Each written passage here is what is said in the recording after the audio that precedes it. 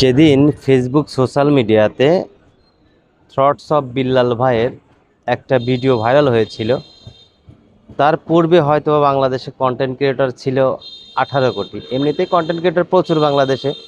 আসলে সবাই ঘরে কন্টেন্ট ক্রিয়েট করতে চায়, সবাই চেষ্টা করে সফলতা অর্জন করার জন্য। তো যেদিনকে আপনার বলেছিল যে 3 মাসে সে 44 লক্ষ টাকা ইনকাম করেছে, তারপর থেকেই হয়তোবা বাংলাদেশে আরও 18 কোটি কন্টেন্ট ক্রিয়েটর বেড়ে গেছে। এরকম সবাই চেষ্টা করে যাচ্ছে সফলতা পাওয়ার জন্য। সবাই একটাই কন্টেন্ট তৈরি করতেছে, অনুপ্রেরণার আর এক নাম থটস অফ বিল্লাল ভাই। আবার কেউ তাকে ব্যঙ্গ করে কথা বলতেছে। আসলে সেই ইদানিং দেখে যাচ্ছি বিভিন্ন জায়গায় কিন্তু কন্টেন্ট তৈরি করতেছে, বিভিন্ন জেলায় যাচ্ছে। আবার গতকালকে দেখলাম 64 জেলায় 64 লক্ষ টাকা সে উপহার দিবে।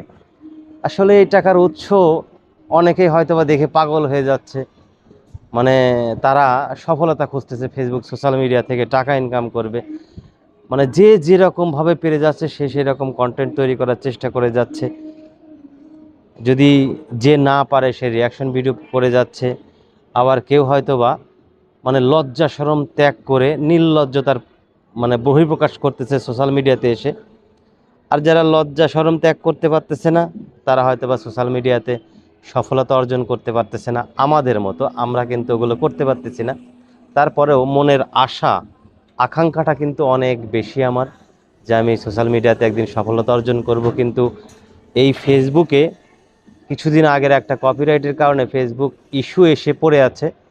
আমার প্রায় 1000-এর উপরে ফলোয়ার কমে গেছে। এটা আসলে সমাধানই করতে পারতেছি না।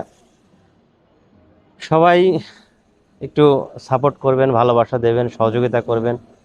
আসলে এগিয়ে যাওয়ার ইচ্ছাটা কিন্তু অনেক দূর, কিন্তু পারতেছি না। আপনাদের ভালোবাসার বহিঃপ্রকাশ হয়তো অনেক করেছেন, আর একটু ভালোবাসা দিবেন। সবাই চেষ্টা করবেন আমাকে একটু সাপোর্ট করার জন্য। ধন্যবাদ। আমি আপনাদের পাশে থাকবো ইনশাল্লাহ।